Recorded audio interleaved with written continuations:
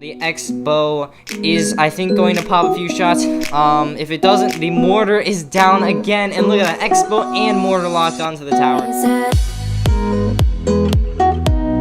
Hey, what's going on, guys? It's Legendary here, and welcome back to another Clash Royale video. And today, we are going to be revisiting a really old deck of mine. The deck that first got me to 4,000 trophies, and that is the Xbow Mortar deck. That's right, this is actually the deck that got me to 4,000 trophies. I have some great memories with this deck, but in the past few months, it actually hasn't really been working well due to meta changes. But now, as the meta has shifted to more of a bridge spam archetype, this deck is once again working. And guys, if you look at my card levels, they are quite high. But when I first got to 4K, all of my cards were at tournament standard. Now, I have no proof for that, but you just have to believe me. And I'm going to hop into a replay of a ladder match. I'm not going to actually hop into a battle because I don't like battling in ladder. So, without further ado, let's hop right into the replay. Alright, so for this matchup, we are going to be against Lizron from iOS Never Fills. Okay, very interesting, but he is using the very popular bridge map deck. Now, it isn't as popular anymore or as widespread, but it is still a quite popular deck and can be very annoying to deal with. So here I rocket out his Night Witch because I had a terrible starting hand, but here we have a huge push. I placed down a mortar on defense, and luckily the log and the mega minion takes care of everything. Now, you might be wondering how I take care of an Inferno Dragon.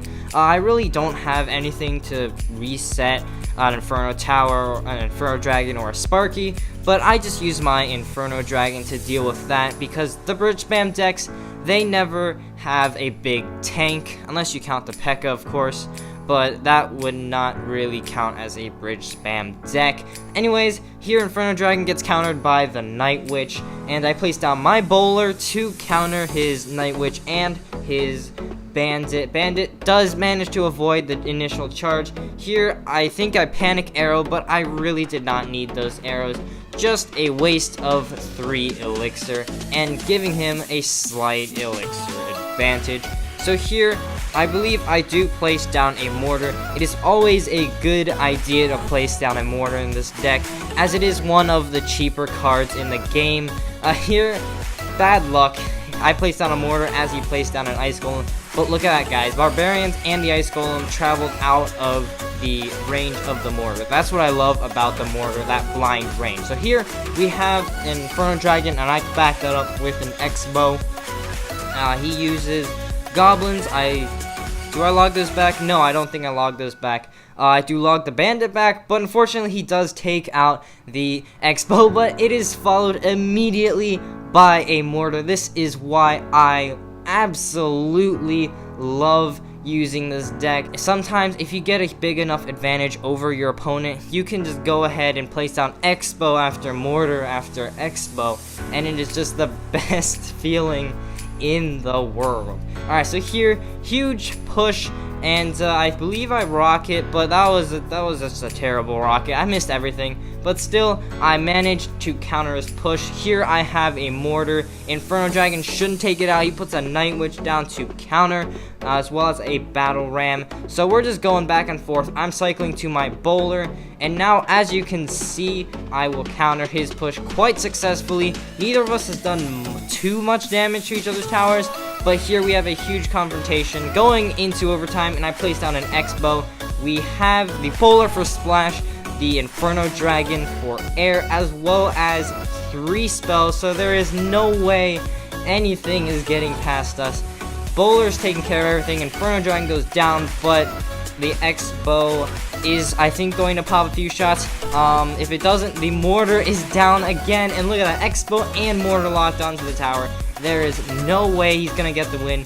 Plus, my level 9 rocket is going to finish this game off. Good game, and that, guys, is how you take down some bridge spam decks. Alright guys, that is all I have time for in today's video. As you can see, I have made it to 4,300 trophies with this deck. It actually does really good in tournaments as well. Just be careful with those Golem beatdown decks. They are one of the toughest matchups, as Golem is a great counter to Siege. But yeah guys, that is all I have time for in today's video. If you enjoyed, please leave a like down below, as well as a subscription to my channel. And as always, this is Legend Ray, and I'm signing off. See you guys next time.